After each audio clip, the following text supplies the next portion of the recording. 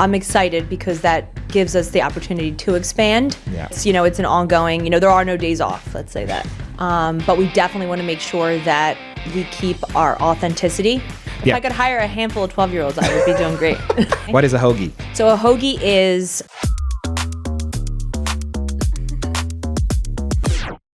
All right, great. So Nicole Doyle, thank you so much for making the journey down to Dublin and joining us for our first episode of the Flip Dish Takeaways podcast. Of course, I'm happy to be here. Yeah, brilliant. Thank you for joining us. So I would just love to get a little bit of background on you. Where did your food journey start? Where did your love of food come from? Like, how did you end up in this room with me now? Can you take me through like that whole process? Sure. Love of food started in the womb. Always had a love of food. My family is focused on food and food-centered, but wasn't in the food industry in the States or anything before this. Very small background with my dad's side of the family. They did have a food business in the past when I was much younger. But other than that, just eating, cooking, and basically family meals was my experience. So amazing. And then when did it hit you that you were like, I want to get into this industry, or like, did it come to you in a dream, or like? Yeah, no. Yeah. Well, I mean, I was in a professional industry for years, and basically when I moved, I couldn't get the food that I was used to at home. Okay, yeah. It wasn't there. And what was that move, and when was it? So we moved permanently in 2021. Okay. From Philly, I presume. From Philly, yeah, Philadelphia, yeah. Right here. Yeah. And we were homesick for the food. I mean, Philadelphia is known for the food. Italian Americans are known for their food, and we just couldn't get it here. We were going to Italy and we were eating well there and getting some of the taste, but it's still not the same. Italian food is not the same as Italian American either. So I went on a hunt after, getting some time off to find the ingredients to make it for my family. It was really how it started. And then, friends and neighbors, they were loving the food, that I was giving to them because I make in excess all the time. I mean, I make for 20 and there's 4 people eating. So, they were like, wow. And then, got some calls for people to cater for them and things like that. And kind of the ball rolled from there. Wow. So it almost came from a necessity just for yourself. And then that just for the love of food and eating, and my children's love of food and eating. And yeah. I think that's probably the best. I think we get the best organic anything out of that, or whether it be art or whatever. If people are just doing it for not to get rich and famous, just to do it for the love of it, I think we always get better stuff. So, and I presume you're the only restaurant of your type in Northern Ireland, right?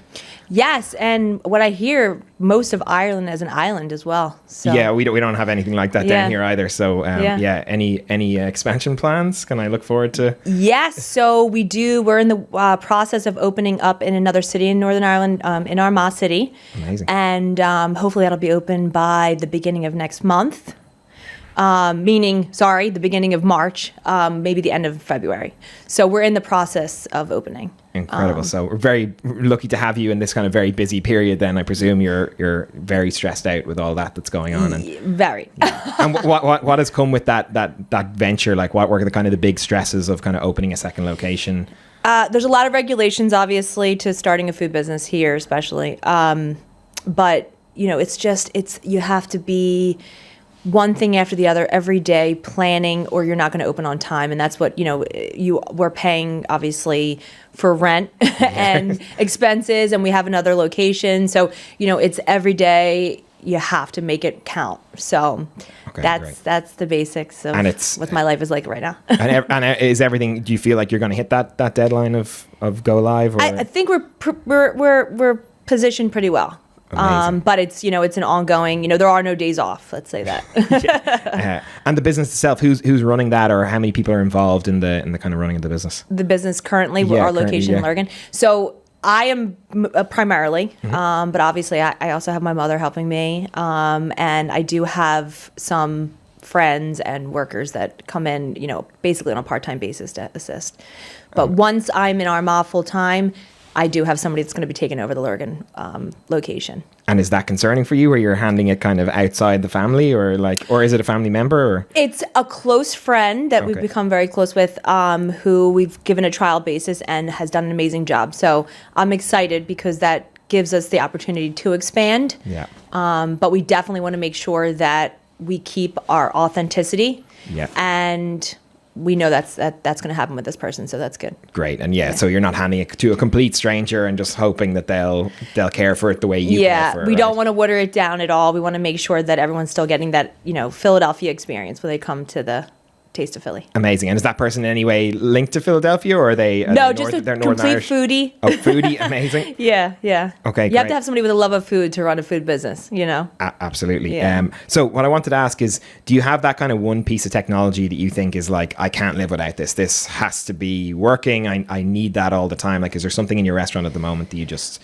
is really important? Obviously, Wi-Fi. Wi-Fi is our biggest ally or worst enemy. Yeah. It's spotty sometimes, where we are right now. It's a smaller town and things like that. And the Wi-Fi is not ideal. So when it goes down, we can't even open up the till, okay. So we have to make do. But yeah, other than that, we do have, I think, the newest trends in technology running at the shop right now, which is great. And, there's a piece of equipment that I would love to have. I don't know if it's even, available, but, in my mind, I'd love to have some technology take over for me if possible. And what does that like look like down the line? Like, what is your kind of dream for where the technology might go and how that might serve your business? I would love to see automated ordering. The one thing that I think is so critical is the ordering. Over ordering with food especially, because it's, a product that is perishable, can make or break your profitability. So, technology that can help with that, and to make sure that, food waste is at a minimum. Looking at sustainability, you want to make sure that you are utilizing, everything that comes in. So that would be ideal for me, to have technology that would kind of keep that running smoothly. So it's like an inventory management tool, but inventory management maybe is to the next level. To the next level, yes. Okay. So what do you see that doing for you in like, do you see AI getting involved in that, or trying to help with ordering of stock and things like that? Yes, I would love that. I would love that, because that is my main issue, I think. Okay, yeah. So getting the stock levels right. Yeah, stock levels, and making sure we're not over ordering or under ordering, because both can make or break, the weeks. You're either throwing things out, or people are coming in and you can't make their fate. Right. And certain ingredients can eliminate an entire product. So, of course. And you feel like, obviously, with your business, because it's so new, you're kind of representing the whole genre of Philadelphia food on the island of Ireland right now. If somebody comes in, you don't have the thing they want or whatever, that you're almost carrying the weight of the whole genre. It's very stressful, weirdly. You wouldn't think, it's just food, but it's very stressful. And you want to make sure you present the best product to them and the most authentic Philadelphia food to them. So if you're missing one key ingredient, it doesn't taste like home. It doesn't taste like Philly. So, you want to make sure you have enough to supply that. And the demand sometimes is not always the same week to week. Yeah. So that's the issue. Okay, very, very cool. I feel like that's a lot of pressure on top of just the obvious of making great food and providing people with an experience as well. So I was going to ask, obviously you've got a lot of experience now from being in business. If you were to go back and give your kind of younger self, or the person who was like, oh, I think I'll open a restaurant here, what would be that one piece of advice that you've now learned that you would pass on to younger self? I think don't do too much too quick. Okay. Do you mean menu wise, or what? Menu, and just, spreading yourself too thin. Really focus on a niche and, a core product line, and not try to expand too quickly. Okay, so gets really good at something that you can kind of less sometimes is more. Absolutely. Yeah. I think that's become really popular, right? Those kind of areas that there's definitely places in Dublin, like Bunsen, for instance, as a burger place. They do a very, very small menu, but they're known for the things that are on the menu, right? So it's like you go there for that one thing, and I think I think it's a great way of approaching the restaurant business in general, right? Because that they become synonymous with that. Maybe it's only one dish, but you're like, that's where I go for that dish. Yeah, exactly. And if you too much, that really does increase your stress levels as far as ordering and everything else. Yeah, when it comes to inventory management then as well, right? You just it goes up from there. Exactly. And it becomes more complicated. Okay, so I'm going to ask then about, is there any, I'm just kind of moving away from your business a little bit, in Northern Ireland or in anywhere in Ireland at the moment, if you were doing a death row kind of meal situation, where would you go? What would be the restaurant that you'd be like, I have to get, and it can't be your restaurant? Where would you order from as another business that you think is just doing great food? Well, there's so many new restaurants popping up that are amazing. But I think the main thing for me is authenticity, which I think is why people are taking food so seriously now, is because they travel, they taste what it tastes like to be in, Italy with real Italian food, in wherever with real authentic food.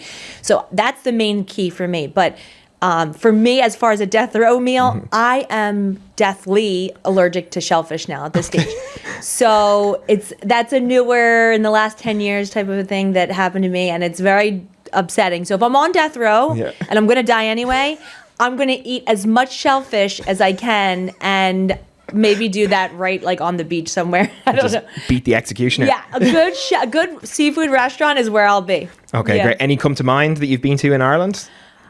No, because I'm anaphylactic shock would be. Okay. Yeah, no, I can't even go into a seafood restaurant. So that's where I would be, though. I mean, let me know if this ever happens, and you can refer me to a good one in Dublin, maybe. Absolutely, yeah. If you come to mind, I'll definitely pass some of those on. So then, from obviously being in the food industry, do you see any? Obviously, you're probably hoping that Philadelphia food takes over Ireland. Do you see any other kind of trends that are happening at the moment within the food industry, cuisine types that might be kind of growing out of nowhere, or even if it's your own one? Yeah, I mean, I think the main thing is because people are broadening their horizons. They're trying new things. Whereas when I first came to Ireland, it was kebabs. And Chinese. And then, and that's what people would get outside of just the Irish cuisine. So now people are their palates are growing, they're tasting things all over the world. And I think that they're starting to know what authentic, cultural cuisine is. And that's growing. People are becoming foodies. They're becoming very particular about what they eat. They're traveling for a specific food.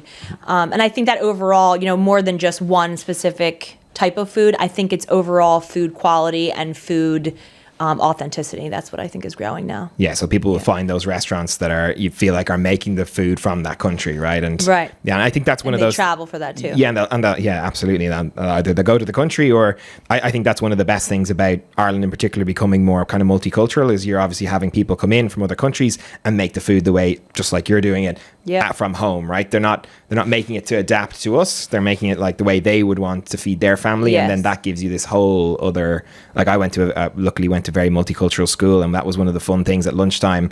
The guy over there would be eating something that I've never seen in my life, and then he brings it over. I'm like, can I? And give you something, and you're like, wow, and it almost. It's like kind of not saving you the trip, but it's definitely might encourage you to go there someday and just experience the culture a little bit. Yeah, there's a lot to it. I mean, food is really, the Italians are all about. Food is family, food is love, food is everything, so that's what's happening now. And I think social media obviously has expanded and broadened everyone's horizons, and they see these things, they see people eating there, they see how good it actually is, and they're willing to try it, they're willing to drive. I have people come hours to taste, a Philly cheesesteak, and that's amazing to me. You know what I mean? So you have seen the impact then of social media. Absolutely. I follow you guys. I love your social media presence. Do you do that? Who runs your social media for you? Is that? I've had a couple of people that have taken part, jumping in. But we mainly do it ourselves. I do have, like I said, somebody who's going to be taking over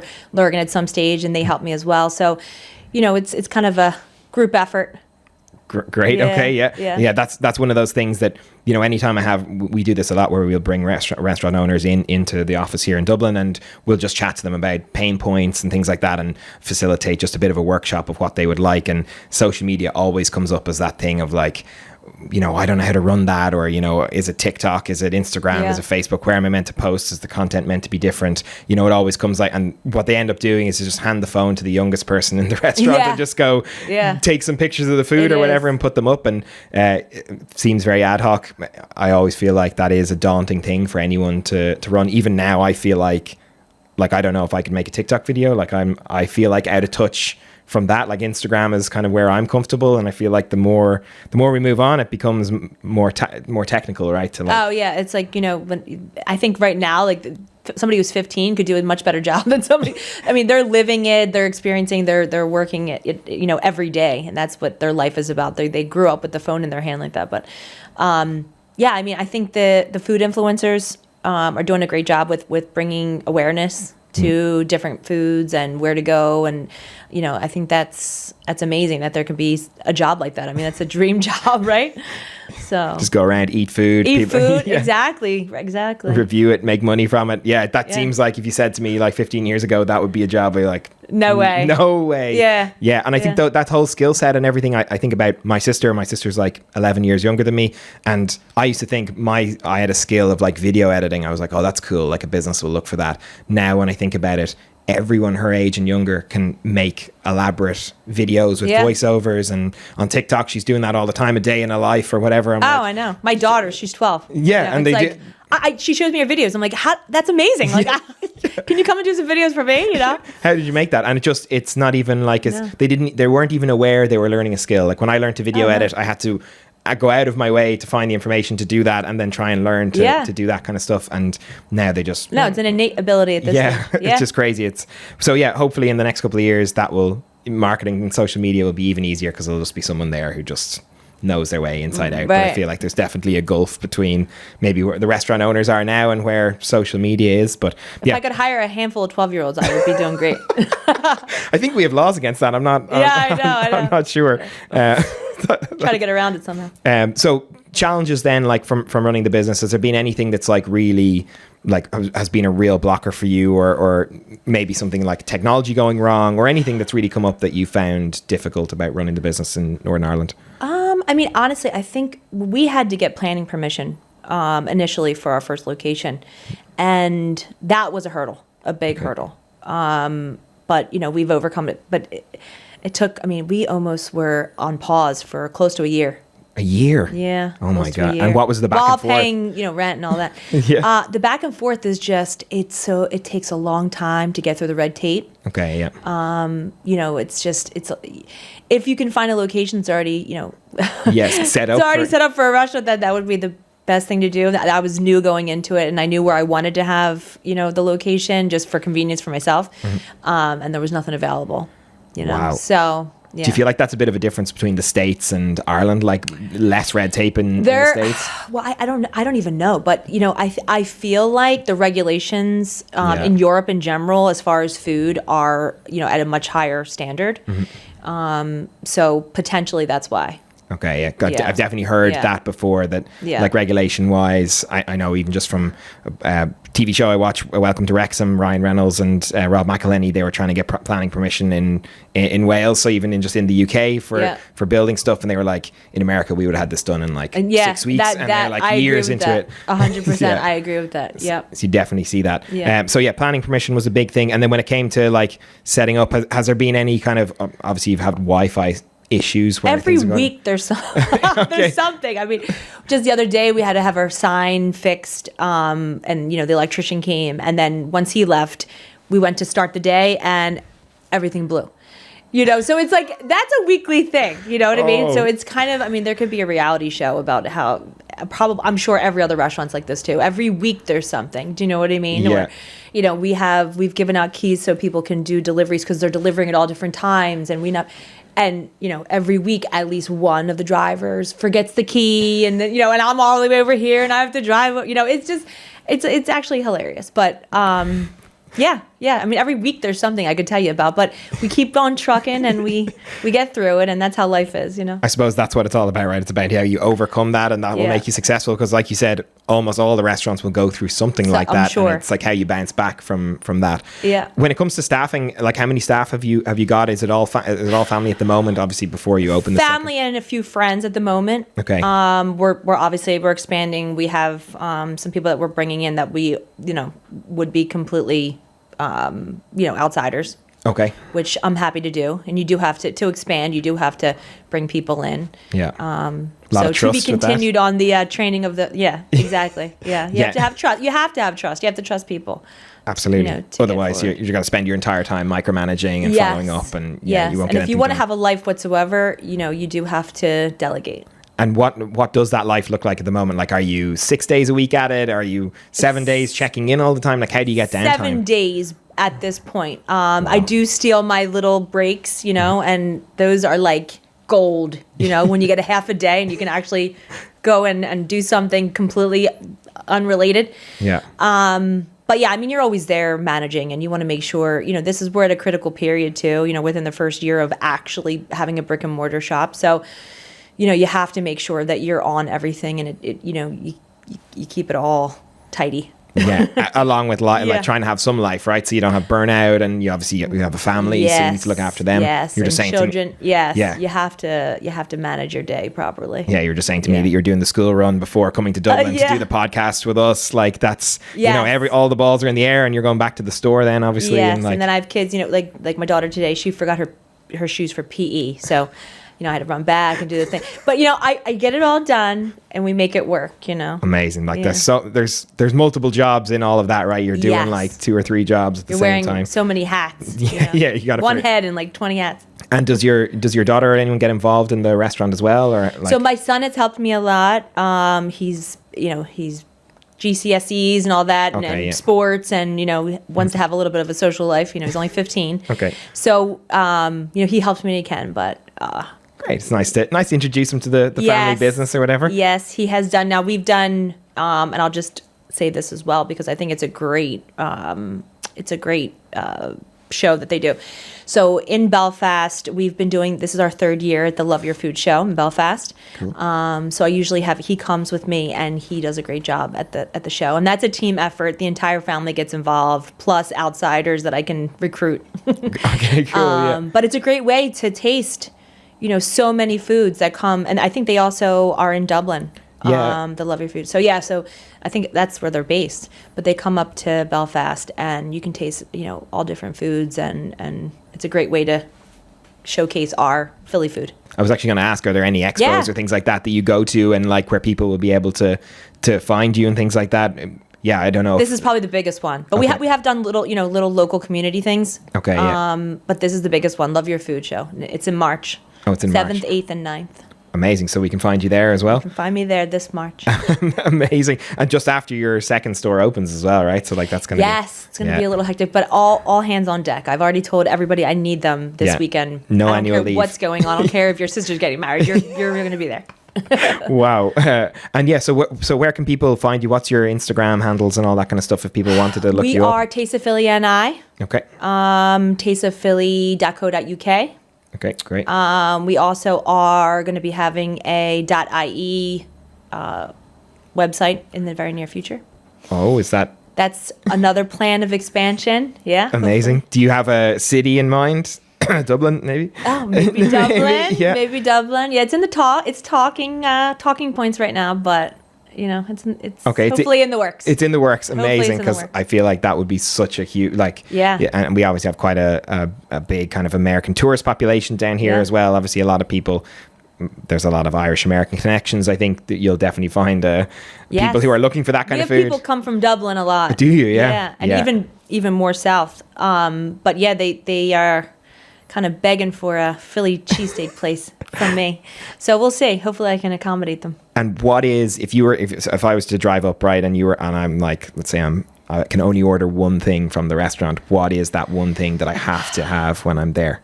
Well, if it's me, yeah, I'm having an Italian hoagie. Okay. Okay. But tell me what that is. If you haven't had a Philly cheesesteak, I mean, you have to have a Philly cheesesteak. I've never had a Philly cheesesteak, but I also haven't had an Italian hoagie either. Well, you're getting both when you come up. Okay, great. So it's a buy one, get one free situation here. So Philly, people are not familiar with hoagies, but Philly is known for the hoagies. I mean, we would eat them. They're cold. Okay. Okay. What is a hoagie? So a hoagie is what you guys might know as like a sub. Okay. Okay. Cool. But it's on a hoagie roll. Our rolls are different than New York. They're different than all around the U.S. They're Philly rolls. Okay. But yeah, they're long rolls, and it's our recipe specifically made to taste exactly like home. The Italian hoagie is imported meats and cheeses from Italy. Wow. Our signature hoagie oil. We put mayo, lettuce, tomato, onion, and our special peppers. Oh, wow. Yeah, and Italian seasoning. You will love it. That sounds and my husband had it for lunch today, and he actually called me and said, "This is amazing." So, and he's had it a million times, but he has to tell me every time. And he's, if he's still he's a big judge of food. I mean, he is very, very critical of food, and he said it was amazing. If he's going out of his way to tell you as well, then yes, you know it. Trust me, he does not take the time to call me during the day, but this day, the sandwich changed his life. And he sent a photo. So. Amazing. We must. I'll get that photo off you, and we'll throw it in. We'll drop it in. Amazing. And talk me through then the Philly cheesesteak, because again, Philly cheesesteak, and we got a lot of questions about this. So this is steak. This is top quality steak from the butcher, sliced specifically the way we need it sliced, as they do in Philly. Okay. We use our signature seasonings and things like that. Philly cheese whiz. So it's a cheese sauce. Okay. Which you don't have to have. You can have provolone, you can have American, whatever. Okay. But we recommend the original, Whiz Wit, which is the cheese whiz and fried onions. And are these things like the cheese whiz, can you get that here, or do you have to bring that in from... It depends. We sometimes make it. We sometimes, if we can get it in. I mean, supply is a problem. That's another thing. It's hard to get things imported and to get them regularly and things like that. So we have our ways. But that's important to you, right? That you are getting the authentic one, or you're making it yourself. Authentic. I mean, I have traveled hours in the car and tasted cheeses and things, and we're very selective, because if it doesn't taste like home, smell like home, I mean, it's like all the senses. If it's not like home, we're not serving it. I love that. Yeah. You also, I think the last time we met in Belfast, you were telling me about new wing flavors you were doing as well. And this really got me. I've been thinking about that since. That was a couple of months ago. Yeah. So everyone's like, do you do wings? Do you do wings? And I'm like, why don't we do wings? Because honestly, Philly has the wing. Well, we don't have it anymore. We stopped. The wing bowl, which was, I don't know if you're familiar with the Super Bowl. I'm sure. Yeah, I know the Super Bowl, but I didn't know there was a wing bowl. There's a wing bowl. Went on for 20 plus years, and it was actually, in some instances, bigger than the Super Bowl. They would tailgate outside, and the whole, Eagle Stadium was filled with people watching people eat wings as fast as they can, as many as they can. So Philly is the wing central of the world, the hub. Yeah. So I'm like, why don't I do wings? So we've tested wings all different places, and we now make wings, and we make them like home. What sauces are like home? So buffalo wings are the standard. That's my favorite. We do a buffalo. We do a hot honey buffalo. I mean, a hot honey barbecue, garlic parm. Those are our top sellers at the moment. I can almost feel the people watching this, like just Googling now, like my mouth's watering. Yeah. Honestly, I'm feeling that right at this second. Are there, and on your social media, there'll be obviously pictures of these kind of things. Oh, yeah. Well, we have to do the pictures. Yeah. People order with their eyes. 100%. Yeah. Well, I want to thank you so much for coming all the way down to Dublin to do this podcast. Is there anything else you want people to know about what you're doing, where to find you, anything like that you would want someone watching this to go so they can reach out or kind of... Please reach out. We love to do any type of collaboration. We just love meeting people. We love getting our, Philly food out there. We want to bring a little piece of home here. So yeah, please reach out. We'd love to. I mean, I've met so many great people on this journey. I mean, it's been amazing. And the people that have come out to taste my food, and the food bloggers that have showed up, and they've just all been so great. So we love people. We love talking. We're talkers. We're Italian, and we talk with our hands. Don't ask me to sit on my hands. That won't happen.